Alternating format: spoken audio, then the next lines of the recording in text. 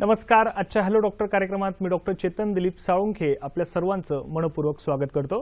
Hello doctor हा आमचा लोकप्रिय कार्यक्रम आहे ज्यामध्ये आम्ही तुमच्या आरोग्यविषयक प्रश्नांचं वेळोवेळी तज्ज्ञ डॉक्टरांकडून मार्गदर्शन घेत असतो. आजचा कार्यक्रम हा आमचा प्रायोजित कार्यक्रम आहे. विषय आहे फ्रॅक्चर नंतर उद्भवणाऱ्या हाडांच्या समस्या आणि आधुनिक उपचार. प्रेक्षको, मानवी शरीर हे ईश्वराची एक बनवलेली सर्वश्रेष्ठ कलाकृती आहे, जी कलाकृती आपल्या संपूर्ण जीवन काळात उत्पत्ती, स्थिती आणि लय या 3 अवस्थांमधून जात असते. त्यातही जन्म आणि मृत्यू या 2 टोकांमधील अंतर म्हणजे जीवन. त्यातही या धावपळीच्या जीवनात काही वेळास या मानवी देहाला हाड मुरगळणे म्हणजेच फ्रॅक्चर होणे, तसेच हाड तुटणे यासारख्या विविध समस्यांना तोंड द्यावं लागतं. मग प्रश्न पडतो की फ्रॅक्चरमुळे निर्माण होणाऱ्या समस्या कोणत्या, त्याची लक्षणं कुठली, त्यावर केले जाणारे आधुनिक उपचार कोणते, या विविध पैलूंवर चर्चा करण्यासाठी, मार्गदर्शन करण्यासाठी आज आपल्याकडे आलेले आहेत सुप्रसिद्ध orthopaedic surgeon doctor Ashish Suryavanshi. नमस्कार सर, आजच्या हॅलो डॉक्टर कार्यक्रमात आपलं मनपूर्वक स्वागत. नमस्कार. डॉक्टर आशिष सूर्यवंशी हे महाराष्ट्राला परिचित असं व्यक्तिमत्व आहे. लोकमान्य हॉस्पिटल निगडी येथे डॉक्टर कन्सल्टंट ऑर्थोपेडिक सर्जन व हेड ऑफ ऑर्थोपेडिक ट्रॉमा म्हणून काम बघतात. मुंबई विद्यापीठातून डॉक्टरांनी ऑर्थोपेडिक्स या विषयात MS केलेला आहे.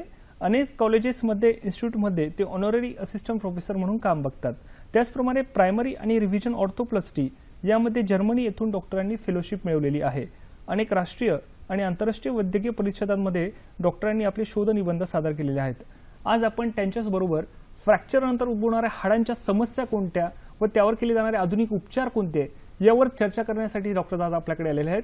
तसेच तुम्हाला जर आमच्याशी संपर्क साधायचा असल्यास त्यासाठी कृपया आमचा टेलिफोन नंबर लिहून घ्या. संपर्कासाठी आमचा दूरध्वनी क्रमांक आहे 24908050 किंवा 24988050. मुंबई बाहेरील प्रेक्षकांनी 022 हा STD कोड डायल करायला विसरू नका. तसेच कार्यक्रमादरम्यान मी तुम्हाला विविध विषयांवर महत्त्वाची माहिती देखील देणार आहे. चला तर मग आजच्या चर्चेला सुरुवात करूया. सर, पुन्हा एकदा आपलं मनपूर्वक स्वागत. सर, आजच्या या विषयाबद्दल आपण काय सांगणार? अगोदरच्या काळात करण्यात येणाऱ्या ज्या फ्रॅक्चरच्या उपचार पद्धती होतात त्यामध्ये आणि आता करण्यात येणाऱ्या ज्या उपचार पद्धती आहेत त्याच्यामध्ये बराच फरक झालेला आपल्याला दिसून येईल. अगोदरच्या काळात ज्या उपचार पद्धती होत्या त्याच्यामध्ये बहुतेकदा प्लास्टर लावण्यात यायचे, बरेच दिवस पेशंटला ट्रॅक्शनवर ठेवण्यात यायचे. त्यामुळे पेशंटला बेडसोर होणे किंवा इतर कोमॉर्बिड कंडिशन म्हणजे इन्फेक्शन होणे, छातीचे इन्फेक्शन होणे, त्यामुळे बरेच दिवस रुग्ण अंथरुणाला टेकला असायचा. परंतु आता जे उपचार पद्धती आपल्याकडे उपलब्ध झाली आहे त्याच्यामुळे रुग्ण जो आहे तो दैनंदिन जीवनात लवकरच परत जाऊ शकतो, पुन्हा एकदा आपले दैनंदिन जीवन सुखाने घालू शकतो. शिवाय जर सोबत आपण आता कन्सिडर केले तर रोड ट्रॅफिक ॲक्सिडेंटचे प्रमाण सुद्धा फार जास्त वाढलेले दिसून येईल. तर रोड ट्रॅफिक ॲक्सिडेंट हे फार मोठे महत्त्वाचे कारण आहे ज्याच्यामुळे रुग्ण दगावले जातात. त्यामुळे फ्रॅक्चरचे प्रमाण सुद्धा वाढलेले दिसून येतात. तर आता फ्रॅक्चरच्या बद्दल बरेच काही रुग्णांमध्ये जागरूकता आपल्याला दिसून येते, परंतु त्यामुळे होणारे ज्या समस्या आहे किंवा कॉम्प्लिकेशन्स आहे त्याबद्दल अजूनही तेवढी जागरूकता निर्माण झालेली नाहीये. त्यामुळे आज आपण जे चर्चा करणार आहोत त्याच्यासाठीच हा इथे विषय निवडला आहे. निश्चितच सर. सर, मग मला सांगा की आजकाल कुठल्या आधुनिक उपचार पद्धती उपलब्ध आहेत याबद्दल काय सांगणार आमच्या प्रेक्षकांना? हो, आता म्हटल्याप्रमाणे 21व्या शतकात आपण पदार्पण केले आहे. नवनवीन तंत्रज्ञान प्रत्येक ठिकाणी येत आहे, प्रत्येक क्षेत्रामध्ये प्रगती होत आहे. तर वैद्यकीय क्षेत्र सुद्धा याच्यामध्ये मागे राहिलेले नाही. अस्थिरोग शास्त्र जे आहे म्हणजे ऑर्थोपेडिक्स ज्याला म्हणतो त्याच्यामध्ये नवनवीन तंत्रज्ञान आता भारतामध्ये आलेले आहे. त्याच्यामध्ये बघितलं तर मिनी इन्व्हेजिव्ह सर्जरी म्हणजे कमी टाक्याची शस्त्रक्रिया उपलब्ध झालेली आहे. त्यानंतर लिम्ब रिकन्स्ट्रक्शन सिस्टीम, त्यानंतर लॉकिंग प्लेट्स, अशा काही नवनवीन तंत्रज्ञान आपल्याकडे आलेले आहे. तर मिनी इन्व्हेजिव्ह सर्जरी म्हणजे कमी टाक्याची शस्त्रक्रिया आपण ज्याला म्हणतो, मी इथे एक स्लाइड आपल्याला दाखवण्यासाठी आणलेली आहे. तिथे आपल्याला लक्षात येईल की मिनी इन्व्हेजिव्ह सर्जरी हे कशा प्रकारची असू शकते. तर डाव्या बाजूने जो एक्सरे आपल्याला दिसतोय त्याच्यामध्ये अशा प्रकारे नडगीचे हाड दाखवले जे फ्रॅक्चर झालेले आपल्याला दिसून येईल.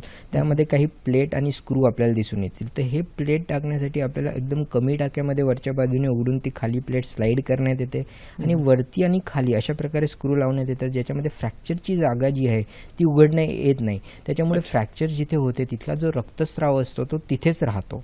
आणि हा जर रक्तस्राव तिथेच राहिला तर त्याची जे विभाजनी आहे रक्ताच्या पेशींची ते हाडांच्या पेशींमध्ये होऊ शकते आणि त्याच्यामुळे हाड भरून येऊ शकते. शिवाय उजव्या बाजूनी काही पिक्चर मी दाखवले आहेत, ते आपल्या मांडीच्या हाडासाठी करण्यात येणारी प्लेटिंग ज्याला म्हणतो आपण, त्याच्यामध्ये कमी टाक्यामध्ये अशी प्लेट आपल्याला टाकता येते आणि ती प्लेट फ्रॅक्चरच्या जस्ट खालच्या बाजूनी टाकण्यात येते आणि वरती ती अशा काही विशिष्ट झिगद्वारा लॉक करण्यात येते, ज्याच्यामध्ये अतिशय कमी टाक्यामध्ये ही शस्त्रक्रिया होऊ शकते. त्यामुळे रुग्ण लवकरात लवकर आपल्या दिनचर्येत परत जाऊ शकतो आणि रक्तस्राव पण बऱ्यापैकी कमी होऊ शकतो. निश्चितच सर. प्रेक्षको, म्हणजे वैद्यशाखेतील एक मोठी प्रगतीच म्हणावी लागेल की मानवाने ज्याप्रमाणे प्रगती केली सोबतच वैद्यकीय शास्त्रातील देखील तेवढीच प्रगती झाली. सर, माझा पुढचा प्रश्न की लॉकिंग प्लेट्स बद्दल थोडंफार लोकांनी ऐकलेलं असतं की प्लेट्स टाकतात कुठली तरी, त्याबद्दल काय सांगणार सर? हो, आता बरेचदा आपल्याला दैनंदिन जीवनात रुग्ण भेटतात आणि सांगत असतात की डॉक्टरांनी सांगितले माझे हाड ठिसूळ झाले आहे, त्यासाठी काही कॅल्शियम विटॅमिन सप्लिमेंटेशन मला दिलं. तर हाड ठिसूळ हे कशामुळे होतं, तर त्याची बरीच काही कारणे आहे. खास करून वयोवृद्ध लोकांमध्ये हाड ठिसूळ होतं. काही कारणावर जसं स्त्रियांमध्ये पोस्ट मेनोपॉझल ऑस्टिओपोरोसिस म्हणजे मासिक पाळी बंद झाल्यानंतर हाडे ठिसूळ होतात.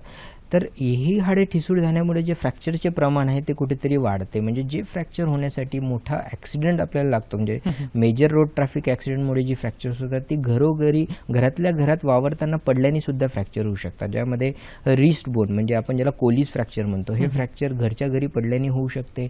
शिवाय खुब्याचे हाड, बरेचदा वयोवृद्ध लोकात बाथरूममध्ये स्लिप झाल्याने जे फ्रॅक्चर्स होतं, ही फ्रॅक्चर्स ते पण म्हणजे हाडे ठिसूळ असताना होऊ शकतो. तर अशा काही ठिसूळ हाडांमध्ये जेव्हा फ्रॅक्चर्स त्यामध्ये लॉकिंग प्लेट्स ही फार महत्त्वाची भूमिका बजावू शकते. म्हणजे जर आपण कम्पेअर केलं की हाडाला एका लाकडासोबत जर तुलना केली तर लाकूड जर भुसभुशीत असेल, त्यामध्ये स्क्रू जेव्हा आपण टाकू त्याला पर्चेस म्हणजे होल्ड हे फार कमी राहील.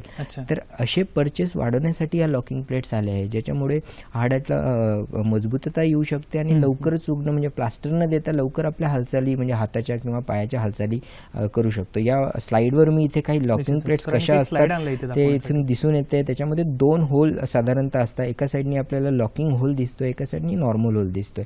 त्याच्यामुळे जे हाडे ठिसूळ आहेत त्यांना सुद्धा पकडण्यामध्ये या लॉकिंग होल्सचा फार महत्त्वाचे ठरू शकते, ज्याच्यामध्ये हाड भरून यायला मदत होऊ शकते. आणि मी मगाशी म्हटल्याप्रमाणे या लॉकिंग प्लेट्स मिपो टेक्निक म्हणजे मिनी इन्व्हेजिव्ह सर्जरीद्वारे सुद्धा आपण टाकू शकतो आणि त्या लॉक करून चांगला तिथे फिक्सेशन करू शकतो. बरोबर. म्हणजे सर, या प्लेटबद्दल असं म्हणता येईल की एक सपोजिटरी म्हणजे एक सपोर्ट देण्यासाठी त्यांचं मुख्य काम असतं. सर, माझा पुढचा प्रश्न आहे की LRS बद्दल तुम्हाला काय सांगता येईल सर? मागे तुम्ही तो शब्द वापरला, त्याबद्दल काय? LRS म्हणजे लिम्ब रिकन्स्ट्रक्शन सिस्टीम आपण त्याला म्हणतो. बरेचदा लोकांनी एलिझारो टेक्निक बद्दल ऐकलेलं असेल. ही एक प्रकारची एलिझारो टेक्निक करूनच म्हणजे ॲडव्हान्स तयार झालेले आहे, ज्याच्यामध्ये बरेचदा जेव्हा फ्रॅक्चर्स होतात तर पायाला जखमा होतात आणि पायाला जखमा झाल्यानंतर तिथले जे हाडाचे काही तुकडे आहे किंवा बरेचदा हाडाचा बराच भाग बाहेर फेकला जातो, त्याच्यामुळे तिथे काही असा बोन डिफेक्ट आणि बोन वॉइड तयार होता. आता जो मी डाव्या बाजूने आपल्याला पिक्चर दिसते त्याच्यामध्ये लक्षात येईल की हे नडगीचे हाड आहे, त्याच्यामध्ये फ्रॅक्चर झाल्यानंतर असा काही बोन डिफेक्ट आपल्याला तिथे दिसून येतो. त्यामध्ये अशा प्रकारे एक्सटर्नल फिक्सेटर म्हणजे बाहेरचे रॉड लावण्यात येतात, त्यालाच आपण लिम्ब रिकन्स्ट्रक्शन सिस्टीम म्हणतो. त्याच्यामध्ये वरच्या बाजूने काही फ्रॅक्चर तयार करण्यात येतात आणि ती फ्रॅक्चरचा केल्यानंतर जो मधला पीस आहे किंवा मधला फ्रॅगमेंट आहे तो हळूहळू खाली आणण्यात येतो, ज्याच्यामुळे हाडाची जी लांबी आहे ते वाढते किंवा तो जो बोन डिफेक्ट आहे तो कमी होतो. त्यालाच आपण डिस्ट्रक्शन ऑस्टिओजेनेसिस असं म्हणतो, ज्याच्यामुळे नवीन हाडाची बनणे तिथे तयार होते. कधी कधी काही पेशंटमध्ये कंजेनायटल म्हणजे जन्मतःच हाड अरुंद असते, म्हणजे ज्यांना म्हणा ग्रोथ डिस्टर्बन्सेसमुळे एक हाड अरुंद असते, तर त्यांच्या हाडांच्या वाढीसाठी सुद्धा या लिम्ब रिकन्स्ट्रक्शन सिस्टीमचा बरेचदा उपयोग होतो. तर उजव्या बाजूचा जो एक्सरे मी इथे स्लाइडवर मगाशी दाखवला होता त्याच्यामध्ये आपल्याला लक्षात येईल की हाड लांब करण्यासाठी कशा प्रकारे याचा उपयोग होतो, ज्याच्यामध्ये फ्रॅक्चर तयार करण्यात येते आणि त्यातले फ्रॅक्चरमध्ये डिस्ट्रॅक्शन तयार करण्यात येते, ज्याच्यामुळे तिथे नवीन हाड तयार होतं आणि हाडाची लांबी सुद्धा वाढून येऊ शकते. बरोबर. म्हणजे सर, आपण असं म्हणू शकतो की यामध्ये एक प्रकारचा ताण दिला जातो असं आपण याबद्दल म्हणू शकतो. सर, कार्यक्रमात आपल्याला पहिला फोन आलाय. सुरेशजी यांचा फोन आलाय जालन्यावरून. नमस्कार सुरेशजी, आपला प्रश्न विचारा. हॅलो. हा सर, माझं 4-5 वर्ष अगोदर ती उडी मारल्यामुळे पाय फ्रॅक्चर झाला होता. कुठले हाड फ्रॅक्चर झाले होते आपले? पायाचे म्हणजे गुडघ्याचे आणि पायाच्या मदत आहे ना, मेन 2x2 साईज. बरं बरं. तर आता तिथं तो उंचा हाड आलेला आहे बाहेर. त्रास काय होतो? आता तकलीफ होते मला, त्यात आग होते. अच्छा चालेल, निश्चितच सर याबद्दल मार्गदर्शन करतील. सर काय सांगा? हो, 4 ते 5 वर्षापूर्वी फ्रॅक्चर झालेले आहे आणि अजूनही त्यांना काहीतरी हाड चिरकालीन बाहेर म्हणतो. आलेले दिसून येत आहे. म्हणजे नक्कीच हाडाचे जे युनियन आहे, म्हणजे हाड जुळण्याची जी प्रक्रिया आहे, ते कुठेतरी अपूर्ण राहिलेली असावी कदाचित, किंवा कधी कधी ज्याला आपण माल युनियन म्हणतो. एक्झॅक्टली काय ट्रीटमेंट घेतली आहे ते आपल्याला बघावं लागेल, त्याचे काही तपासण्या कराव्या लागतील. त्यामध्ये हाड जुळले नसेल तर त्याच्यासाठी काही उपाय आहेत ज्याच्यामुळे हाड जुळू शकतात, ज्याच्याबद्दल आपण आता थोड्या वेळात चर्चा करणार आहोतच. त्यांना त्याच्यातून त्याचे उत्तर सुद्धा मिळू शकते. सुरेशजी, सरांनी सांगितल्याप्रमाणे तुम्हाला पुढील तज्ज्ञ डॉक्टरांच्या काही चिकित्सा करून घेणं किंवा तेवढंच त्याचे उपचार करून घेणं तेवढंच महत्त्वपूर्ण ठरेल.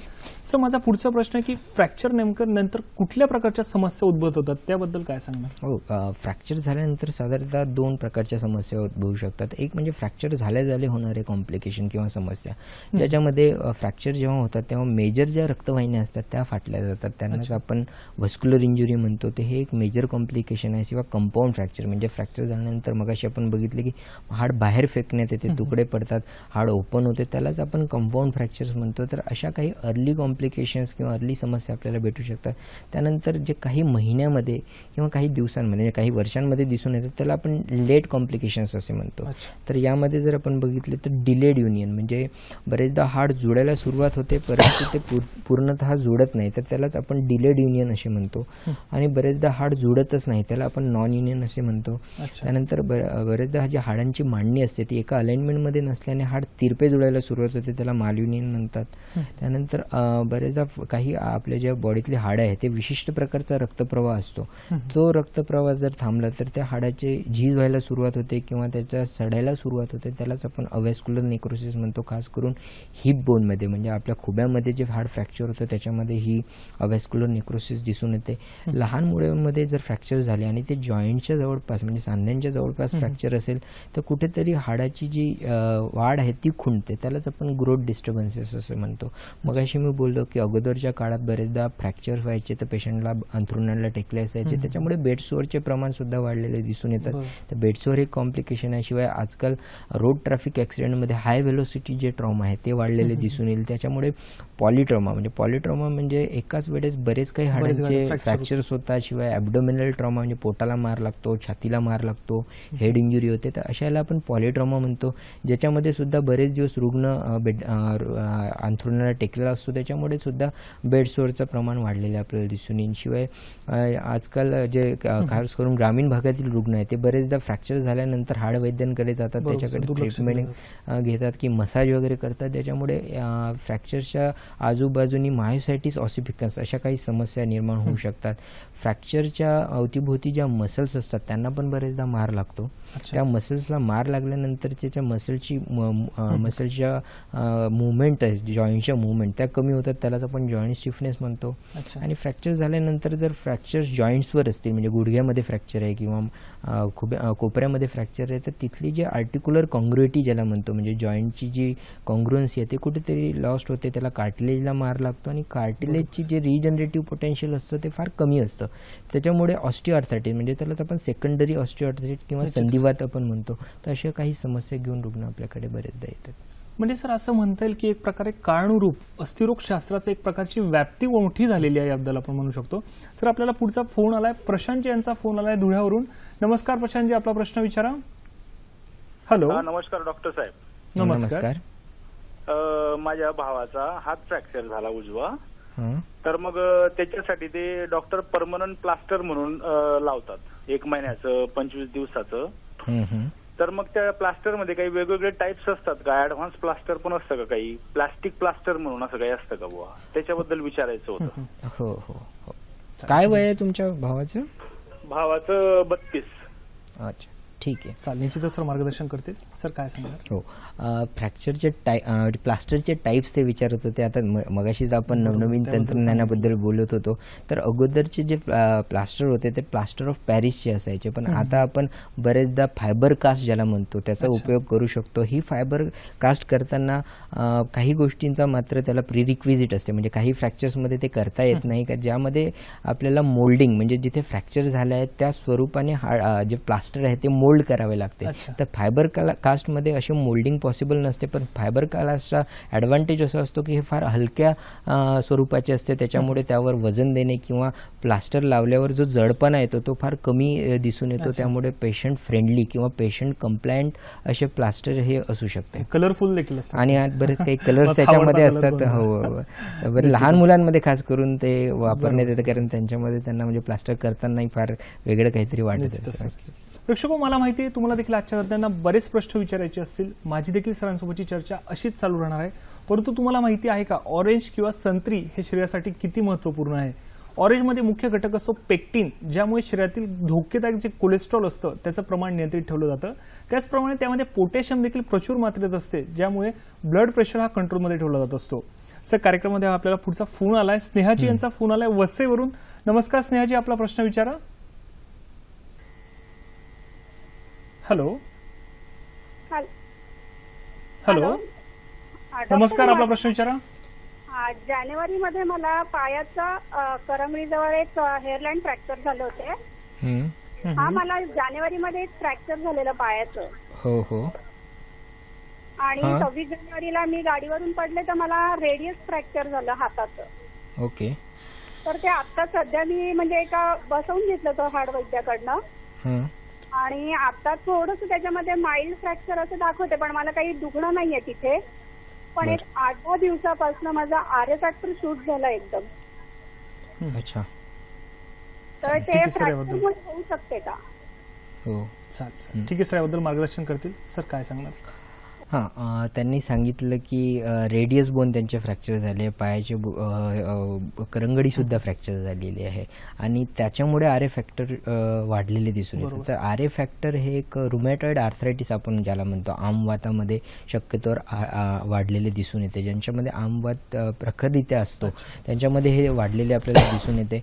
तर नक्कीच काही ट्रॉमा झाल्यावर किंवा स्ट्रेस आल्यानंतर हे आर ए फॅक्टर वाढू शकते, ज्याच्यामध्ये त्यांच्या फ्रॅक्चर झाल्यावर ते वाढलेले आहे. शिवाय रुमॅटॉइड आर्थरायटिसच्या पेशंटमध्ये मगाशी आपण ऑस्टिओपोरोसिसबद्दल बोललो, तर हाडे हे ठिसूळ असतात, ते फार मजबूत नसतात, त्याच्यामुळेच हे वारंवार फ्रॅक्चर्स होतात. आणि त्याच्यासाठी म्हणजे बऱ्याच काही ट्रीटमेंट पद्धती उपलब्ध आहे, ज्याच्यामध्ये डिसीज मॉडिफाईंग अँटी रुमॅटॉइड ड्रग्ज यांचा वापर करून जे आर एफ म्हणजे रुमॅटॉइड आर्थरायटिसची जी ॲक्टिव्हिटी आहे, म्हणजे त्या आजाराची ॲक्टिव्हिटी ते आपण कमी करता येतं. आणि ज्याच्यामुळे जे हाडाची मजबूतता आहे ते बाकीच्या कॅल्शियम सप्लिमेंटेशन किंवा ऑस्टिओफॉस म्हणून आजकाल नवीन ड्रग येतो, ज्याच्यामध्ये बिसफॉस्फोनेट असतात. तर अशा काही ड्रग्सद्वारे तिथली जी हाडांची ठिसूळता आहे ती कमी करण्यात येते. त्याच्यामुळे हाडं मजबूत होऊ शकतात आणि त्यांना पण पुढे जाऊन पण त्याचा नक्कीच फायदा होऊ शकतो. बरोबर, म्हणजे ही रिलेटेड कारणं देखील असू शकतात की ज्याच्यामुळे ते घडतं.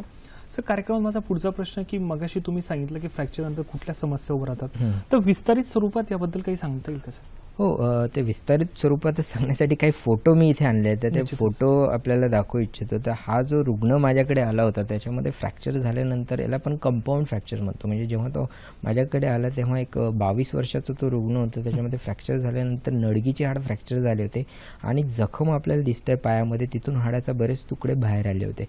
तर अशा केसेसमध्ये आपल्याला आतमध्ये रॉड किंवा प्लेट लावता येत नाही. शिवाय आपण प्लास्टर जर याच्यामध्ये टाकले तर इन्फेक्शन आतमध्ये पसरू शकते किंवा वाढू शकते. तर अशा काही केसेसमध्ये एक्सटर्नल फिक्सेटरचा वापर करण्यात येतो.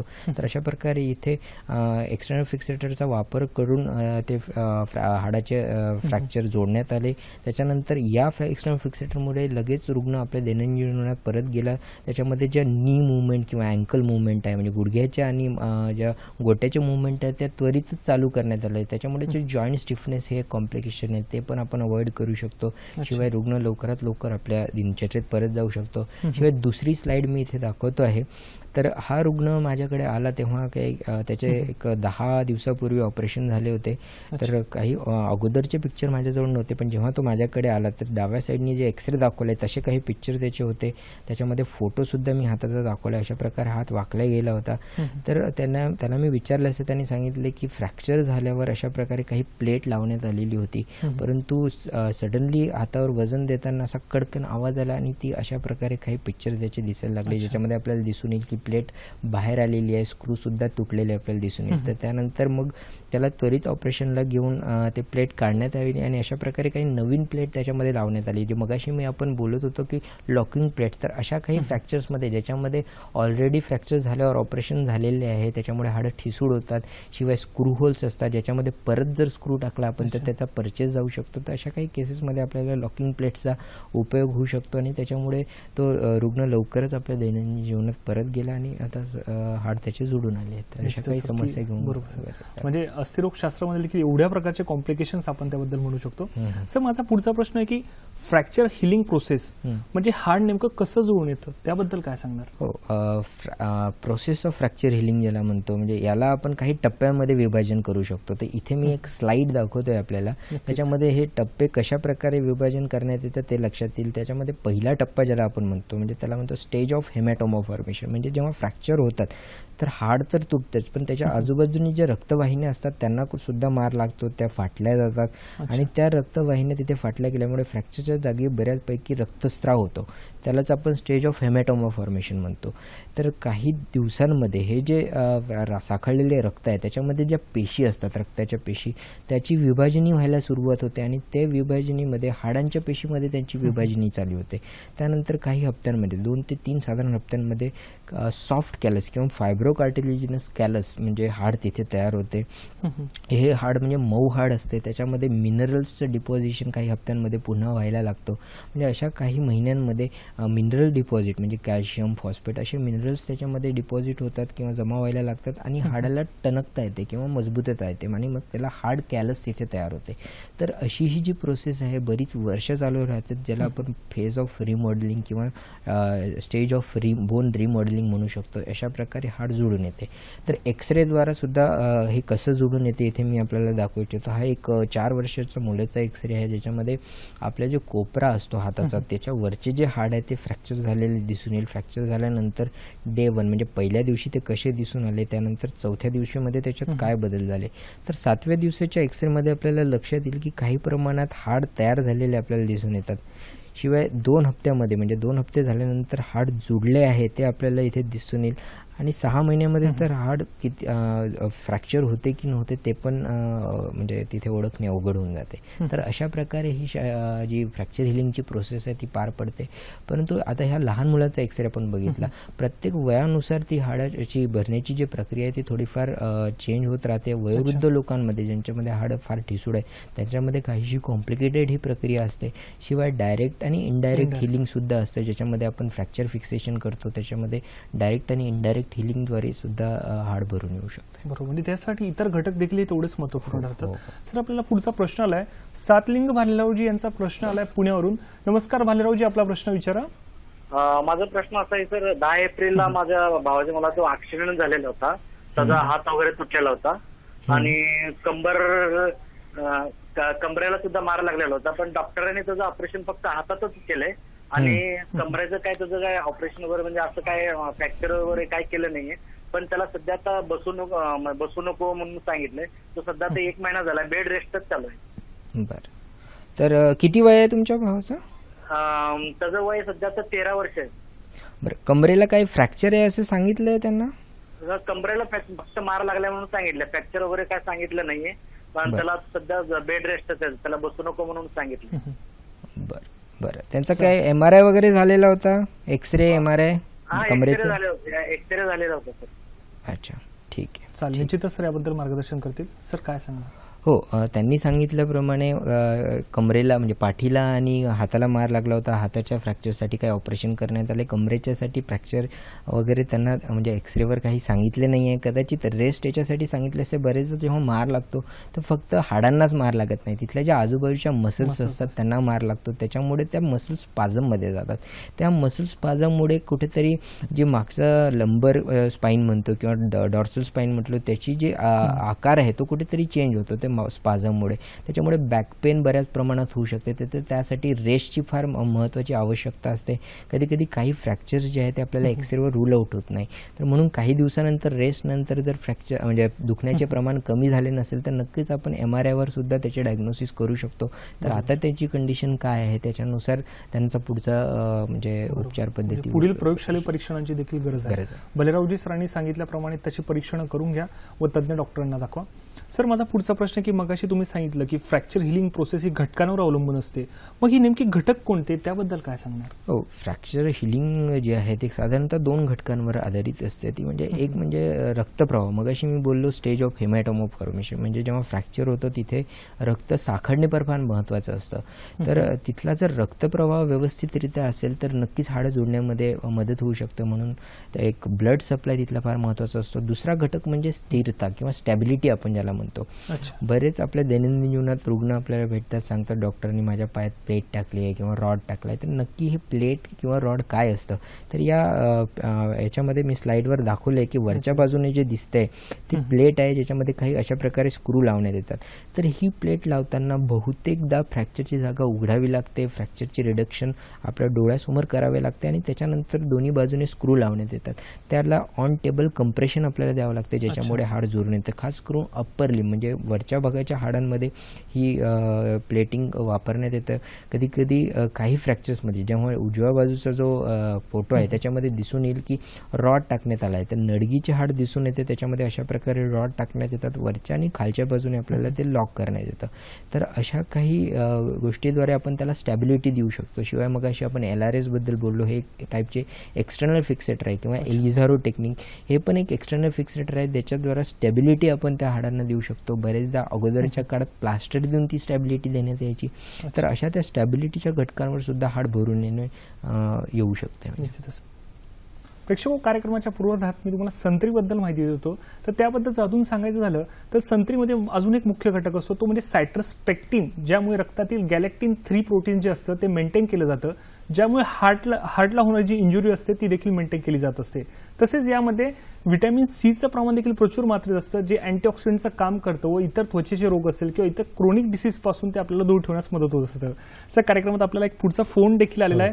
प्रणिता यांचा फोन आलाय साताऱ्यावरून. नमस्कार प्रणिताजी, आपला प्रश्न विचारा. हॅलो, नमस्कार, आपला प्रश्न विचारा. Hello doctor. हॅलो. हॅलो, मी आता 12 वर्षाची आहे. अच्छा, आणि सलग प्रश्न विचारा. हॅलो, मी आता 12 वर्षाची आहे. आणि मी जेव्हा बालवाडीत होते 6-7 वर्षाची, त्यावेळी माझा डावा हात फ्रॅक्चर झालेला. अच्छा. आणि मग तो आता जरा कोपऱ्याच्या खाली ठणकतोय खूप थंडीत किंवा पावसात दुखतो. अच्छा, उपचार आहे? हो, पण तुझा हात आता वाकडा आहे का की व्यवस्थित आहे? सगळ्या मुवमेंट तू करू शकते का? नाही, सरळ आहे पण जरासं वाकडा आहे. त्यावेळी हाड सरकलेलं माझं. बरं, चालेल, निश्चितच सर मार्गदर्शन करतील. सर, काय सांगणार? 12 वर्षाचे आहे. कोपऱ्याचे हाड त्यांचे फ्रॅक्चर, त्याच्या मुलीचे फ्रॅक्चर होते लक्षात आले. तर कोपऱ्याचे हाड फ्रॅक्चर म्हणजे त्याला मला जेवढं लक्षात आलं त्याच्यामध्ये सुप्राकोंडलर ह्युमरस फ्रॅक्चर असतं. लहान मुलांमध्ये म्हणजे खास करून 5 ते 6 वर्षांमध्ये जी तिथले बोन असते जे आपल्या कोपऱ्याचे वरचे ते थोडे वीक असते, तर ते मोस्टली त्यांचे फ्रॅक्चर झाले असावे. आणि त्या फ्रॅक्चरमध्ये जे कॉम्प्लिकेशन्स आहेत ते काही माल युनियन कॉम्प्लिकेशन म्हणजे हाड जोडून येते परंतु ते बरेचदा तिरपे जोडून येते. त्याच्यामध्ये क्युबायटस व्हॅरस डिफॉर्मिटी असते, म्हणजे हात जो आहे तो थोडासा आतल्या बाजूने असतो, त्यालाच आपण गनस्टॉक डिफॉर्मिटी म्हणतो. तर अशा काही प्रकारची डिफॉर्मिटी कदाचित त्यांना असू शकतो. त्यांनी म्हटलंय वाक आलेला आहे, त्याच्यामुळेच थोडंफार प्रमाणात पेन होऊ शकतं किंवा त्यांची डिसेबिलिटी येऊ शकते. तर प्रथम तर आपण त्यांचा एक्सरे काढायला हवा. त्या एक्सरेवर काय पिक्चर आहे त्याच्यानुसार त्याच्यावर काही उपचार पद्धती आपल्याकडे आहे ज्याच्यामध्ये आपण ती करेक्शन करू शकतो. पण अगोदरच्या वयात करण्यात येणाऱ्या करेक्शन नक्कीच त्यांना नंतर म्हणजे ॲडल्टहूडमध्ये कामात येऊ शकते, परंतु सध्या एक्सरे काढणे फार महत्त्वाचे आहे. बरोबर सर, म्हणजे असं म्हणू शकतो आपण योग्य वयात योग्य निदान आणि योग्य उपचार यांची जर सांगड घातली तर एक चांगला रिझल्ट आपण साध्य करू शकतो. सर, कार्यक्रमाचा पूर्वार्ध तुम्ही प्लेट अँड रॉड बद्दल सांगितलं, तर मग प्रत्येक वेळेस हाड जुळून येण्यासाठी प्लेट अँड रॉडची गरज असतेच का? त्याबद्दल काय सांगणार? हो, फ्रॅक्चर झाल्यानंतर म्हणजे बरेचदा रुग्ण ट्रीटमेंटसुद्धा घेतात. मगाशी मी बोललो की आता फ्रॅक्चरबद्दल बरीच जागरूकता निर्माण झाली आहे. रुग्ण डॉक्टरांपर्यंत जातात, सल्ला घेतात, त्यांनी सांगितलेले ऑपरेशनसुद्धा घेतात. परंतु तो केल्यानंतर नेहमी हाड जोडूनच येते असं नाही, कारण त्याच्यासाठी पण काही कारणे असतात. त्याला आपण इन्सफिशियंट फिक्सेशन म्हणू शकतो. म्हणजे हाडाचे जे फिक्सेशन आहे कुठेतरी इन्सफिशियंट राहिले आहे, प्रॉपररित्या झालेलं नाही आहे. त्याच्यामुळे सुद्धा हाड भरून येऊ शकत नाही, त्यानं नॉन युनियन त्याच्यामध्ये होऊ शकते. तर आता मी काही एक स्लाइड इथे दाखवत आहे, त्याच्यामध्ये वरच्या बाजूचा डाव्या साईडचा एक्सरे आहे, त्याच्यामध्ये नडगीचे हाड फ्रॅक्चर झालेलं आपल्याला दिसून येईल. त्यासाठी रॉड टाकलेला सुद्धा आपल्याला दिसून येईल. टीबिया नावाचा बोन असतो, त्याला नडगीचे हाड म्हणतात. त्याच्यामध्ये काही प्रकार मोठा डिफेक्ट किंवा बोन वाईड आपल्याला दिसून येईल. तर एवढा मोठा बोन वाईड असताना हाड जोडून येणे बरेचदा शक्य होत नाही. त्याच्यामध्ये नॉन युनियन मिळू शकते. त्याच्यामध्ये प्रायमरी बोन ग्राफ्टिंग किंवा मगाशी आपण बघितलं तर लिम्ब रिकन्स्ट्रक्शन सिस्टीमचा किंवा इलिझारो टेक्निकचा उपयोग करणे फार आवश्यक ठरू शकते. शिवाय दुसरा जो उजव्या बाजूचा एक्सरे आहे त्याच्यामध्ये आपल्याला लक्षात येईल की आपल्या हाताचा हा एक्सरे आहे, रेडियस आणि अल्ना. तर अल्ना बोनमध्ये काही रॉड टाकलेला आपल्याला दिसून येईल, परंतु फ्रॅक्चर मधली जी जागा आहे ती तशी तर तशी अजून दिसून येते. काही प्रमाणात हाड जोडतंय असं आपल्याला वाटतंय, परंतु जर अशी गॅप त्याच्यामध्ये निर्माण झाली तर नक्कीच हाड जोडून यायला प्रॉब्लेम देऊ शकतो. शिवाय खालचे जे दोन एक्सरे आहेत ते दोन्ही एक्सरे आपल्या कोपऱ्याच्या हाडाचे आहेत, त्यालाच आपण ओलिक्रोनॉन म्हणतो. तर ओलिक्रोनॉन बोनवर आपली जी ट्रायसेप मसल आहे, मागच्या बाजूने येणारी जी मसल आहे ती अटॅच असते आणि ती सारखी त्या ओलिक्रोनॉन बोनला मागे ओढत असते. तर हे बोन फ्रॅक्चर झाल्यानंतर जे फिक्सेशन आहे ते अगदी सॉलिड असायला हवं, म्हणजे ज्याच्यामध्ये स्क्रू आणि TBW असं फिक्सेशन करण्यात येतं. दोन्ही ठिकाणी ते करण्यात आलेलं आहे. त्याच्यामध्ये जो कॉन्टॅक्ट आहे दोन हाडामधला तो व्यवस्थितरित्या असायला हवा. त्याच्यामध्ये जर गॅप असेल तर नक्कीच जोडून येण्यामध्ये प्रॉब्लेम येऊ शकतो. सर मगाशी तुम्ही सांगितलं की काही वेळेस हाड जुळून नाही येत, तर मग ते जुळून न येण्यामागची काही कारणं असतील किंवा लक्षणं असतील, त्याबद्दल थोडक्यात काय सांगणार सर? हां, म्हणजे हाड बरेचदा जोडून येत नाही तर बरेच काही लक्षणं घेऊन रुग्ण डॉक्टरांपर्यंत येतात. म्हणजे बरेचदा फ्रॅक्चर झाल्यानंतर दिवसेंदिवस तिथल्या ज्या वेदना असतात त्या तशाच्या तसेच असतात. हां, सूज तशीच असते. बरेचदा पायाचा फ्रॅक्चर असेल तर सूज जात नाही किंवा ॲबनॉर्मल मोबिलिटी म्हणजे असामान्य अशा हालचाली त्या जागेवर येत राहतात. म्हणजे नॉर्मली ज्या मुवमेंट जॉईंटवर होत असतात म्हणजे सांध्यावर होत असतात त्या असामान्य हालचाली आपल्याला फ्रॅक्चरच्या जागेवर दिसून येतात. शिवाय पायाचं जर फ्रॅक्चर असेल तर त्याच्यावर वजन देऊन चालणे अवघड होते. हाताचं जर फ्रॅक्चर असेल तर हातात काही वजन घेणे अवघड होऊ शकते. आणि अशा प्रकारच्या काही फोटोत दाखवण्याप्रमाणे डिफॉर्मिटी सुद्धा आपल्याला पेशंट रुग्ण लक्षणे घेऊन अशी काही लक्षणे घेऊन डॉक्टरपर्यंत येतात. प्रेक्षको, सरांनी सांगितल्याप्रमाणे अतिशय साधी आणि सोपी लक्षणं असतात, त्याचा मागोवा घेऊन जर योग्य उपचार केल्यास आपल्याला सुंदर रिझल्ट देखील साध्य करू शकतो. सर तुम्ही सांगितलं की हाड न जुळण्यामागे काही लक्षणं असतात सर, तर मग हे नॉन युनियन किंवा हाड न जुळणं याचं योग्य निदान नेमकं कसं केलं जातं त्याबद्दल काय सांगणार? मगाशी आपण बघितलं की एक्सरे ही एक बेसिक तपासणी किंवा प्राथमिक तपासणी आहे. त्याच्यावर शक्यतोवर आपल्याला हाड जुळतंय किंवा किती प्रमाणात जुळतंय हे त्याचे निदान लागू शकते. त्यामुळे एक्सरे काढून आपल्याला नक्कीच माहिती पडू शकतं. पण काही फ्रॅक्चर्समध्ये खास करून खुब्याचे हाड फ्रॅक्चर असल्यानं किंवा हाडाचे काही प्रमाणात हिलिंग झालेले आहे, म्हणजे बरेचदा म्हणतात 4 कॉर्टायसेस हिलिंग, त्यामधल्या 1 to 2 कॉर्टायसेस हिलिंग असतं, बाकीचे कॉर्टेक्स हिल नसतात किंवा तिथे हाड तयार झालेले नसते. तर अशा वेळेस आपल्याला CT स्कॅन किंवा MRI सुद्धा काढायला लागू शकतो. आता इथे मी जे एक्सरे दाखवले वरच्या बाजूने हा खुब्याचा CT स्कॅन आहे. तर ह्या खुब्याच्या CT स्कॅनमध्ये स्क्रू आपल्याला दिसून येईल, परंतु हाडाच्या मधली गॅप जशीच्या तशी दिसून येते.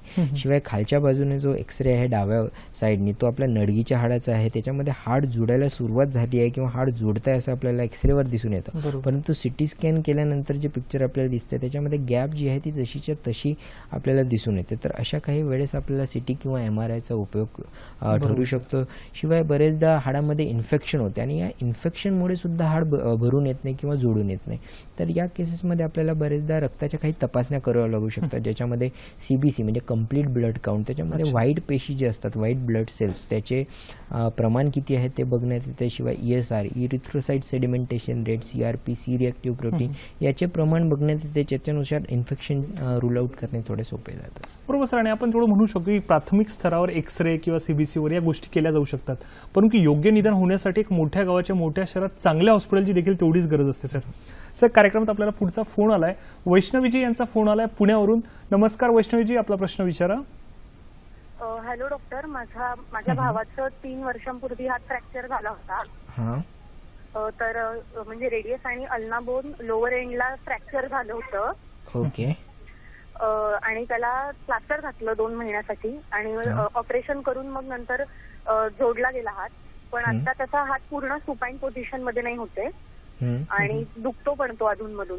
त्याला किती पूर्ण वय? सुपाईन पोझिशन नाही करता येते. किती वय आहे? त्याला जेव्हा लागलं तेव्हा तो 14 वर्षाचा होता ओके आणि आता 17 वर्षाचा आहे. ओके ठीक. चालेल, निश्चितच सर याबद्दल मार्गदर्शन करतील. सर काय हो आपल्या ज्या मुवमेंट त्यांनी सांगितलं सुपायनेशन. आता तर प्रत्येकाला याबद्दल माहिती नसतं. सुपायनेशन म्हणजे आपला हात जो आहे त्याच्यामध्ये 2 प्रकारच्या मुवमेंट असतात. इथे मी करून दाखवतोय तर ही जी मुवमेंट आहे याला प्रोनेशन म्हणतात आणि हे हात सरळ केल्यानंतर ज्याला म्हणतात ते सुपायनेशन आपण म्हणतो. तर हे सुपायनेशन म्हणजे जो याच्यामध्ये 2 बोन असतात, रेडियस आणि अल्ना. याच्यामध्ये जो अल्ना नावाचा बोन असतो तो कॉन्स्टंट स्टेबल असतो आणि त्याच्या भोवती हा रेडियस नावाचा बोन मूव्ह करत असतो. तर त्यांना रेडियस आणि अल्ना दोन्ही बोन फ्रॅक्चर होत आहे. आता सुपायनेशन त्यांचे होत नाही म्हणजे कुठेतरी रिस्ट्रिक्शन आहे. मग अशीच मी बघितलं की जॉईंट स्टिफनेस म्हणजे मोबिलिटी कुठेतरी कमी झाली आहे. शिवाय 14 वर्षाचे असताना कधी कधी क्रॉस युनियन सुद्धा होऊ शकते, ज्याच्यामध्ये रेडियस आणि अल्ना हे दोन्ही एकमेकांना तिरपे जोडू शकतात, ज्याच्यामुळे ही मुवमेंट रिस्ट्रिक्ट होऊ शकते. बरेचदा ॲक्वायर्ड ज्याला म्हणतो रेडिओ अल्नर सिनोस्टोसिस म्हणतो की त्याच्यामध्ये 2 हाडांमध्ये हिलिंग होऊन जातं, ज्याच्यामध्ये 2 हाडाची जी मुवमेंट आहे तीच बंद होऊन जाते. तर अशा काही कारणावश ते होऊ शकतं. प्रथम तर त्याचा एक्सरे काढायला हवा. त्यानंतर जो ब्लॉक म्हणतो आपण म्हणजे सुपायनेशन का होत नाहीये त्याच्यामध्ये कम्प्लीट ब्लॉक आहे म्हणजे सॉफ्ट ब्लॉक आणि हार्ड ब्लॉक असे 2 टेस्ट असतात. त्याच्यामध्ये जर सॉफ्ट ब्लॉक असेल तर नक्कीच हा मसलमुळे आहे आणि हार्ड ब्लॉक असेल तर नक्की कुठेतरी हार्ड आपल्यामध्ये येत आहे. त्याच्यामुळे फ्रॅक्चरचे एक्सरे काढून ते बघायला हवं आणि त्याच्यानुसारच त्याचे उपचार करणे. बरोबर. म्हणजे सर ह्या याच्यात आपण थोडक्यात म्हणू शकतो की हाडाची वाढ तर होते पण ती अयोग्य रीतीने, त्यामुळे योग्य निदान आणि योग्य चिकित्सा करणं तेवढंच महत्त्वपूर्ण ठरतं. सर कार्यक्रमात आपला पुढचा फोन आलाय, इक्बालजी यांचा फोन आलाय औरंगाबादवरून. नमस्कार इक्बालजी, आपला प्रश्न विचारा. हॅलो. हॅलो. हा सर नमस्कार. नमस्कार. हा नमस्कार डॉक्टर. बोला. डॉक्टर औरंगाबाद वरनं बोलतोय. माझ्या एक डाव्या हाताला एक रॉड टाकलेला आहे फ्रॅक्चरमुळे, तर ते मी काढलेलं नाही. तर ते किती दिवसाला काढायला पाहिजे आणि नाही काढले तर त्याचे काय प्रॉब्लेम वगैरे असतात का ते मला विचारायचं होतं. बरं, तुमचं वय किती आहे? सर 43. आणि कधी झालंय तुमचं ऑपरेशन? सर मला एक 4 वर्ष झालेले. बरं ठीक. निश्चित याबद्दल सर मार्गदर्शन करतील. सर काय सांगणार? हो, आता त्यांनी हा रुग्ण एक सामान्य प्रश्न आहे म्हणजे नक्कीच सगळ्यांना तो उपयोगाचा ठरेल. तर हे रॉड आणि प्लेट जे असतात ते बरेचदा पेशंट फ्रेंडलीच असतात म्हणजे ते काढणे प्रत्येक वेळेस त्याची गरज नसते. बरेचदा तर त्याच्यावर हाड सुद्धा तयार होते, ते काढणे सुद्धा 2 रॉड टाकले 3 रॉड तर त्याच्यामुळे जे काढणे आहेत ते प्रत्येक वेळेस गरज नसते काढण्याची. ते राहिलं तरी त्याच्यावर काही म्हणजे त्याचा काही तोटा नसतो. शिवाय फक्त प्रॉब्लेम त्याच्यामध्ये असतो की 2 टाईपचे साधारणतः रॉड किंवा प्लेट्स येतात. एक स्टेनलेस स्टीलमध्ये येतो, एक टायटॅनियममध्ये येतो. तर टायटॅनियम जे आहे ते मोर पेशंट फ्रेंडली आपण त्याला म्हणतो, पण त्याची कॉस्ट थोडी जास्त पडते. परंतु टायटॅनियममध्ये हा हलका याचा असतो म्हणजे त्याचे जे वजन असते मात्र कमी असते. शिवाय MRI फ्रेंडली म्हणजे स्टेनलेस स्टीलचा रॉड टाकल्यानंतर आपण बरेचदा जे MRIचे हाय टेस्ला मशीन्स असतात त्याच्यामध्ये तो रॉड किंवा प्लेट ओढण्याची भीती असते, तिथले स्क्रू निघण्याची भीती असते. त्याच्यामुळे MRI अशा पेशंटमध्ये बरेचदा इंडिकेटेड असतात. त्याच्यामुळे तेवढाच एक ॲडव्हान्टेज असतो काढण्यापासून. शिवाय काही काही रुग्णांमध्ये काही स्क्रू लूज होऊन जातात किंवा रॉड थोडासा बाहेर येतो, तो त्यांना टोचायला लागतो. म्हणजे त्यांना जर काही प्रॉब्लेम असतो तर अशा वेळेस काही काढण्यात येतात. परंतु काढण्याची जनरली जे प्रोसिजर आहे ते जनरली 3 ते 4 वर्षामध्ये करायला हवी, कारण त्याच्यानंतर हाड आणखी मजबूत होत जाते आणि त्याच्यामुळे काढणे सुद्धा डिफिकल्ट होऊन जाते. आमच्या फील्डमध्ये ऑर्थोपेडिकमध्ये रॉड टाकण्यापेक्षा किंवा प्लेट टाकण्यापेक्षा काढणे हे बरेचदा मोठे सर्जरी होऊ शकतं, कारण की ते काढणे म्हणजे कधी कधी त्यावर हाड सुद्धा तयार झालेले असतात. बरोबर, निश्चित सर. सर कार्यक्रमात माझा पुढचा प्रश्न आहे की तुम्ही मागच्या वेळेस घटक सांगितले की हाड न जुळण्यासाठी कुठले घटक हे लक्षणपूर्वक कारणीभूत असतात, तर मग त्यासाठी काही उपचार पद्धती आहेत का सर नॉन युनियनसाठी? काय सांगणार? हो, साधारणतः नॉन युनियनसाठी 2 प्रकारच्या उपचार पद्धती आहेत, ज्याच्यामध्ये एक म्हणजे कोणत्याही शस्त्रक्रिया न करण्यात येणाऱ्या उपचार पद्धती आणि शस्त्रक्रियेद्वारे करण्यात येणाऱ्या उपचार पद्धती. तर त्याच्यामध्ये जर शस्त्रक्रियेचे आपण बघितलं तर डायनामायझेशन, एक्सचेंज नेलिंग, त्यानंतर बोन ग्राफ्टिंग, रिव्हिजन सर्जरी अशा काही बऱ्याच पद्धती आपल्याकडे उपलब्ध आहेत. अच्छा, निश्चितच सर. सर कार्यक्रमात आपल्याला पुढचा फोन आलाय, महेश माने यांचा फोन आलाय. नमस्कार महेशजी, आपला प्रश्न विचारा. त्याची काय का तुम्ही? हॅलो. हॅलो. नमस्कार सर, आपला प्रश्न विचारा. तर माझे मामा आहेत, तर त्यांचं काय झालेलं आहे, लेगचा फ्रॅक्चर झालेला आहे, अँकल जॉईंट मध्ये पण फ्रॅक्चर आहे आणि लेग मध्ये पण 2-3 फ्रॅक्चर आहेत. तर ते 6 महिन्यापूर्वी त्याचं ऑपरेशन केलं, तर ते रॉड वगैरे टाकले, पण ते आणखी व्यवस्थित झालेलं नाही, म्हणजे पाय सुजतोय. त्याला काय करता येईल का? हो, चालेल, निश्चितच सर या प्रश्नाचं उत्तर देतील. सर काय सांगा?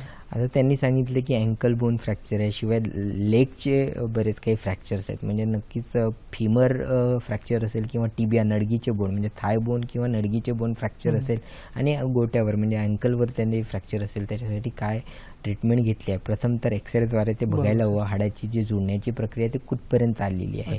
प्रत्येक हाडाच्या जोडण्यासाठी काही कालावधी असतो, तर वेगवेगळ्या हाडांसाठी वेगवेगळा कालावधी असतो. तर त्या प्रोसेसमध्ये त्याची हाडाची जी भरण्याची प्रक्रिया ती कोणत्या स्टेजमध्ये आहे, त्याच्यानंतर हाड बनण्याची जी प्रक्रिया आहे पुढे कितपत जाऊ शकते, त्याच्यानुसारच त्याच्यावर आपल्याला उपचार घेता येतील. प्रथम तर एक्सरे काढण्याची गरज आहे, त्या एक्सरेवर बघूनच मी पुढचं काय हे आहे ते सांगू शकतो. सर कार्यक्रमात माझा पुढे जाण्यापूर्वी तुमच्यासाठी एक प्रश्न आहे की याच्यासाठी काही शस्त्रक्रिया काही उपलब्ध आहेत का सर? खूप महत्वपूर्ण प्रश्न. मगाशीच मी बोललो की उपचार पद्धती हे बऱ्याच प्रकारच्या ज्यामध्ये शस्त्रक्रियेद्वारे सुद्धा उपचार होऊ शकतात. त्यामध्ये जर महत्वाची शस्त्रक्रिया बघितली तर एक ज्याच्यामध्ये आपण रॉड बद्दल बोलत होतो, तर त्यामध्ये एक डायनॅमायझेशन ही शस्त्रक्रिया आहे. बरेचदा रुग्णांमध्ये, इथे मी स्लाइड आपल्याला दाखवते, बरेचदा रुग्णांमध्ये शस्त्रक्रियेबद्दल भीती असते, पण ही एक शस्त्रक्रिया ज्याला डे केअर सर्जरी आपण म्हणतो, ज्याच्यामध्ये खास करून रॉड ज्यांच्या मांडीमध्ये किंवा नडगीमध्ये टाकण्यात येतं, त्यामध्ये डायनॅमायझेशन फार महत्त्वाची ठरू शकते, ज्याच्यामध्ये हाड भरून येत नाही त्याच्यामध्ये. आता जर हे डाव्या बाजूचा आपण एक्सरे बघितला तर मांडीच्या हाडाचं फ्रॅक्चर झालेलं दिसून येते. त्याच्यामध्ये रॉड अशा प्रकारे टाकण्यात आला आणि वरच्या आणि खालच्या बाजूने ते लॉक करण्यात आला. तो वरचा जो पिक्चर मी दाखवलाय तर रॉड कसा दिसतो त्याचा फोटो आहे, ज्याच्यामध्ये 2 होल असतात. एकाला स्टॅटिक होल म्हणतो जो खालचा होल आहे, आणि वरच्या बाजून जो स्क्रू दिसतोय त्याला आपण डायनॅमिक स्क्रू किंवा डायनॅमिक होल म्हणतो. तर बरेचदा हाड जुडून न आल्यास हे जे स्टॅटिक स्क्रू आहे तो काढण्यात येतो वरच्या बाजूचा, आणि एकच स्क्रू डायनॅमिक स्क्रू तिथे ठेवण्यात येतो. त्याच्यामुळे जे मायक्रो मोशन आहे, म्हणजे हाडातले जे मायक्रो मोशन आहे ते थोड्याफार प्रमाणात वाढण्यात येते, आणि ते मायक्रो मोशनमुळे थोड्याशा हाडांची विभाजनी वाढते आणि हाड जुडून येते. तर ही एक शस्त्रक्रिया आहे, अगदी 1-2 टाक्यामध्ये होणारी शस्त्रक्रिया, स्क्रू काढून हाड जोडून येतं. तर अशा शस्त्रक्रियेचा बऱ्याच रुग्णांमध्ये फायदा होऊ शकतो ज्यांच्यामध्ये रॉड टाकून काही ऑपरेशन्स केलेले आहेत. बरोबर सर, म्हणजे वैद्यकीय क्षेत्रात एक मोठी प्रगती म्हणावी लागेल की ऑर्थोपेडिक सारख्या महत्वपूर्ण शस्त्रक्रिया एका दिवसात म्हणजे डे केअर सर्जरी देखील होऊ शकते. सर कार्यक्रमात पुढचा प्रश्न की शस्त्रक्रियेबद्दल तर तुम्ही सांगितलं, तर मग शस्त्रक्रिया न करता देखील अशा काही उपचार पद्धती आहेत का की आपण हाड जोडू शकतो? म्हणजे हाड जोडत नसेल तर त्याच्यासाठी बऱ्याच काही शस्त्रक्रिया न करता काही पद्धती उपलब्ध आहे, ज्याच्यामध्ये काही प्रमाणात मेडिसिन्सचा सुद्धा वापर होतो. औषधी म्हटलं की सिसस क्वाड्रँग्युलस नावाची औषधी आहे, ज्याच्यामध्ये सुद्धा हाड भरून येऊ शकते. शिवाय vitamin D3 supplementation, calcium supplementation देऊन आपण हाडाचं थोडंसं वाढ देऊ शकतो. त्यानंतर पल्स इलेक्ट्रोमॅग्नेटिक फील्ड अप्लिकेशन, म्हणजे जे हाड फ्रॅक्चर झाल्यानंतर त्याच्या भोवती जे आहे हे इलेक्ट्रोमॅग्नेटिक फील्ड अप्लाय करण्यात येतात, ज्याच्यामुळे तिथले ज्या पेशी आहेत त्याचा जे ऑक्सिजनचा सप्लाय तो वाढवण्यात येतो. तिथे जे पेन म्हणजे असतं रुग्णांना ते कमी करण्यात येतं, तिथल्या ज्या मसल आहेत त्यांची एनर्जी वाढण्यात येते. शिवाय अल्ट्रासोनिक थेरपी ही एक नवीन FDA अप्रूव्ड हे थेरपी आहे, ज्याच्यामुळे हाड भरून येऊ शकतं, ज्याच्यामुळे ते जे हाडांची विभाजनी आहेत ते कुठेतरी अल्ट्रासोनिक वेव्हद्वारा वाढवण्यात येतं. तिथल्या हाडाचा जो मजबूतपणा किंवा टणकता आहे ते वाढवता येतं आणि रक्ताचा फ्लो सुद्धा वाढवता येतो. तर अशा विना शस्त्रक्रिया सुद्धा बरेच काही उपायाद्वारा आपण हाड जोडून येऊ शकतं, परंतु खास करून डिलेड युनियन म्हणजे ज्यांच्यामध्ये हाड थोडं उशिरा जुळत आहे त्याच्यामध्ये याचा जास्त फायदा होऊ शकतो. परंतु हाडामध्ये मोठी गॅप असेल तर या गोष्टींचा फायदा फार कमी होतो. असं म्हणता येईल की सतसत विवेक बुद्धीने केली जाणारी चिकित्सा असं आपण त्याबद्दल म्हणू शकतो. सर कार्यक्रमात पुढचा प्रश्न आहे की एक्सचेंज नेलिंग हा शब्द ऐकलाय, त्याबद्दल काय सांगणार सर? एक्सचेंज नेलिंग मी मगाशी बोलताना आपल्याला सांगितलं की ज्याच्यामध्ये आपल्याला बरेचदा फ्रॅक्चर झाल्यानंतर रॉड टाकण्यात येतो. इथे मी एक स्लाइड त्याच्यासाठी आणलेली आहे, त्याच्यामध्ये आपल्याला एक्सचेंज नेलिंग काय आहे थोडंसं लक्षात येईल. त्यामुळे इथे मांडीचे हाड दिसत आहे, त्याच्यासाठी टाकण्यात येणारा रॉड आपल्याला दिसून येईल. तो रॉड टाकला असतानाही थोड्या प्रमाणात हाड जोडून आले असे आपल्याला लक्षात येते, परंतु हाडातील गॅप तशीच बऱ्यापैकी दिसते. शिवाय काही पेशंट या म्हणजे हाड रॉड टाकल्यानंतर त्याच्यावर पूर्ण वजन देऊन चालतात, तो जोडताय नाही जोडता याच्यासाठी डॉक्टरकडे फॉलोअप सुद्धा करत नाही, आणि त्याच्यामुळे अशा काही कॉम्प्लिकेशन म्हणजे तिथे आपल्याला दिसतंय स्क्रू तुटून आले, तर अशा काही केसेसमध्ये तो रॉड आपल्याला काढावा लागतो, त्या जागी दुसरा रॉड टाकावा लागतो. त्यालाच आपण एक्सचेंज नेलिंग म्हणतो, ज्याच्यामुळे एंडोस्टियल म्हणजे आतमधला ब्लड सप्लाय वाढतो आणि नवीन स्पायनल रॉडमध्ये हाड जुडून येऊ शकतं, ज्याच्यामध्ये कॉन्टॅक्ट्स आपल्याला वाढवण्यात येतं. बरेचदा बोन ग्राफ्टिंग सुद्धा करण्यात येते. शिवाय बरेचदा रिव्हिजन सर्जरी करावी लागते, म्हणजे फ्रॅक्चर झाल्यानंतर रॉड काढून अशा प्रकारे उजव्या बाजूने दाखवलं आहे की हाड जुडण्यासाठी कशा प्रकारे प्लेट लावण्यात येते आणि त्याच्यामध्ये थोडंसं आपल्या बॉडीतील हाड काढून सुद्धा टाकण्यात येऊ शकतं, ज्याच्यामुळे हाड जोडून येऊ शकते. चालेल, निश्चितच. सर, कार्यक्रम आपला पुढचा प्रश्न आलाय सिप्राजी यांचा प्रश्न आलाय वसईवरून. नमस्कार सिप्राजी, आपला प्रश्न विचारा. हॅलो डॉक्टर, मी वसईहून बोलते, क्षिप्रा मोकाशी. तर माझं ऑपरेशन झालं होतं 4 वर्षापूर्वी. बोला. त्यावेळेला आपल्या टीव्ही संचाचा आवाज थोडा कमी करा. आवाज कमी करा. तर प्लेट टाकली होती माझ्या हातामध्ये आणि ती 4 वर्ष झाले प्लेट तशीच आहे. तर मी ती काढली नाहीये, काढणं झालं नाही. म्हणजे तर ती चालेल का तशी प्लेट आत ठेवली तर? आणि दुसरा प्रश्न असा आहे की कॅल्शियमच्या काही गोळ्या दिल्या होत्या, तर त्या कॅल्शियमच्या गोळ्या किती दिवस घ्यायच्या? कारण म्हणतात की कॅल्शियम जास्त जर घेतलं तर किडनीवरती वगैरे परिणाम होतो. तुमचं वय किती आहे? माझं वय आता आहे 48. ओके, ठीक आहे. चालेल, निश्चितच या प्रश्नाचं उत्तर. सर, थोडक्यात काय सांगणार? प्लेट काढायची की नाही त्याचा आपण थोड्या वेळ आधीच डिस्कस केला, त्याच्यामुळे ते नाही काढली तरी त्याचा काही प्रॉब्लेम येणार नाही. दुसरं त्यांनी कॅल्शियम सप्लिमेंटेशन बद्दल बोललं, तर बरेचदा कॅल्शियम फक्त घेण्यात बरेचदा उपयोग नसतो, कारण कॅल्शियम जे आहे ते अब्झॉर्ब पण झाले पाहिजे. बरेचदा व्हिटॅमिन D3 सुद्धा आवश्यकता असते, म्हणजे सकाळच्या कोवळ्या उन्हात ते व्हिटॅमिन D3 भेटू शकतो. बरेचदा त्याचं सप्लिमेंटेशन घ्यावं लागतं. आणि हा कॅल्शियम जे आहे ते साधारणतः वर्षातून 2 ते 3 महिने घेतलं तर बरं असतं, त्यापेक्षा जास्त घेण्यामध्ये पण उपयोग नसतो.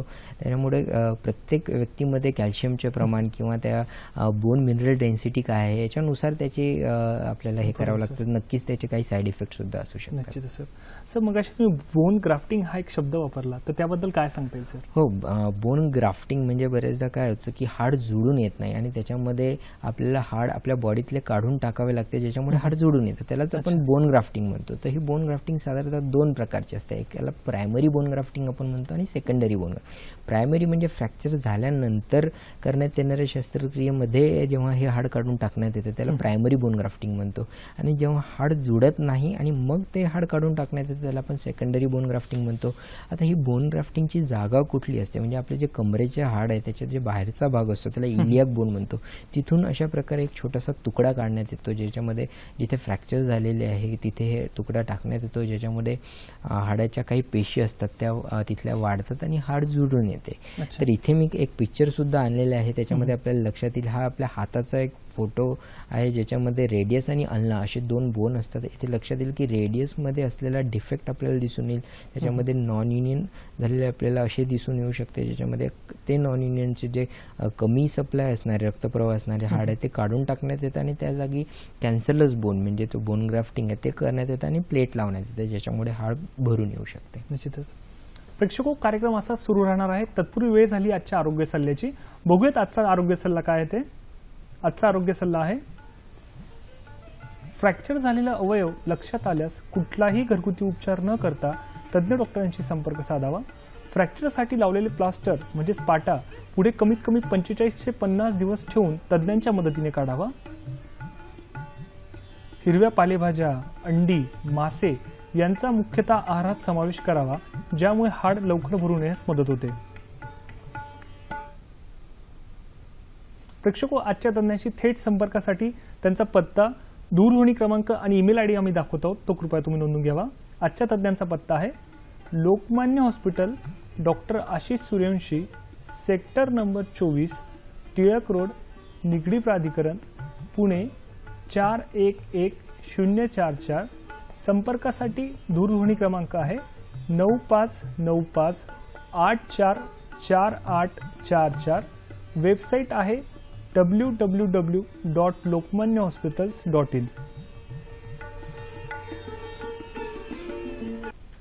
प्रेक्षको, आजचा कार्यक्रम तुम्हाला कसा वाटला हे देखील आम्हाला जाणून घ्यायची इच्छा आहे. तसेच ज्या डॉक्टरांना आमच्या हॅलो डॉक्टर कार्यक्रमात प्रायोजित कार्यक्रम करायचा असल्यास त्यांनी कृपया आमचा पत्ता नोंदवून घ्यावा. आमचा पत्ता आहे निर्माती हॅलो डॉक्टर, दूरदर्शन केंद्र, वरळी, मुंबई 400030. ईमेल आयडी आहे hellodoctorsddkmumbai@gmail.com. तसेच आमचं फेसबुक पेज देखील आहे www.facebook.com/ddsahyadri.in. तसेच आमचं यूट्यूबवर देखील पेज आहे http://youtube.com/user/ddsahyadri. सर नॉन युनियनसाठी काही आधुनिक चिकित्सा पद्धती उपलब्ध आहेत का, थोडक्यात काय सांगणार? हां, त्यासाठी अत्याधुनिक जी पद्धती आहे त्यामध्ये बोन मॅरो इंजेक्शन ही अत्याधुनिक पद्धत आहे. त्याला पण आपण डे केअर सर्जरी म्हणू शकतो. म्हणजे अधिक कमी टाक्याची किंवा विना टाक्याची ही शस्त्रक्रिया आहे, ज्याच्यामध्ये आपण मगाशी बघितलं बोन ग्राफ्ट करण्यात येतो. तर त्या जागे फक्त जे मॅरो आहे ते काढण्यात येतं इंजेक्शनद्वारा, आणि जी फ्रॅक्चरची जागा आहे तिथे टाकण्यात येतं, ज्याच्यामध्ये पेशी असतात रक्ताच्या, त्याची हाडांमध्ये विभाजनी होते आणि त्यामुळे हाड भरून येतं. तर अशा या डे केअर सर्जरीद्वारे नक्कीच रुग्णांना फायदा होऊ शकतो. ही एक नवीन पद्धती आहे. बरेचदा हे बोन मॅरो काढल्यानंतर त्याच्यामध्ये म्हणजे प्रोसेसिंग करण्यात येतं, ज्याच्यामध्ये सेंट्रिफ्युगेशन टेक्निक वगैरे वापरण्यात येतं आणि त्याच्या पेशी आहेत त्या मॅक्सिमम वाढवण्यात येतात आणि नंतर काही दिवसानंतर तो फ्रॅक्चरच्या जागेवर टाकण्यात येतात. त्यालाच आपण स्टेम सेल थेरपी म्हणतो. हे एक निवर टेक्निक आहे ज्याच्यामध्ये हाड भरण्यामध्ये मदत होऊ शकते, परंतु ते अजूनही रिसर्च प्रोसेसमध्ये आहे. पूर्णतः त्याचे ॲडव्हान्टेज आणि डिसॲडव्हान्टेज आपल्याला कळलेले नाही आहे. नक्कीच याचा फ्युचरमध्ये रुग्णांना फायदा होऊ शकतो. बरोबर, निश्चितच. प्रेक्षको, तुम्ही देखील आजच्या उद्याना बरेच प्रश्न विचारले असतील, सरांनी देखील चांगलं मार्गदर्शन केलंय. परंतु सर माझ्या मनात देखील काही प्रश्न आहेत. तर प्रश्न अगदी साधे सोपे आहेत, थोडक्यात उत्तर द्या. तर सर या सर्व कालावधीसाठी शस्त्रक्रियेसाठी किती खर्च येऊ शकतो, काय सांगणार? एक 50,000 ते 60,000 या जनरली ज्या नॉन युनियनच्या शस्त्रक्रिया त्याच्यासाठी खर्च येतो. निश्चितच. आणि सर पोस्ट ऑपरेटिव्ह पिरियड म्हणजे शस्त्रक्रिया कालावधीनंतरचा जो लागणारा काळ आहे तो किती असू शकतो सर? साधारणतः एक 15 ते 20 दिवसाचा कालावधी असतो, ज्याच्यामध्ये टाके वगैरे निघून जातात. बरोबर, हे महत्वाचं असतं की लोकांना वाटतं की सुट्ट्या भेटतील का नाही. आणि तिसरं एक आहे की सर नॉन युनियनसाठी काही कारण आहेत का, थोडक्यात काय सांगणार? हां, बरीच काही कारणे आपण डिस्कस केली, ज्याच्यामध्ये इन्सफिशियंट फिक्सेशन आपण बघितलं, त्याच्यानंतर फ्रॅक्चर रिलेटेड म्हणजे कंपाऊंड फ्रॅक्चर, बोन इन्फेक्शन, हाडाचे विशिष्ट फ्रॅक्चर्स याचा समावेश होतो. निश्चितच. प्रेक्षको, आपलं शरीर हे संपूर्णतः निरोगी असणंच हेच आरोग्याची खरी संजीवनी आहे व आपल्या आरोग्याचं सुख जे आहे ते तेवढंच महत्त्वपूर्ण आहे.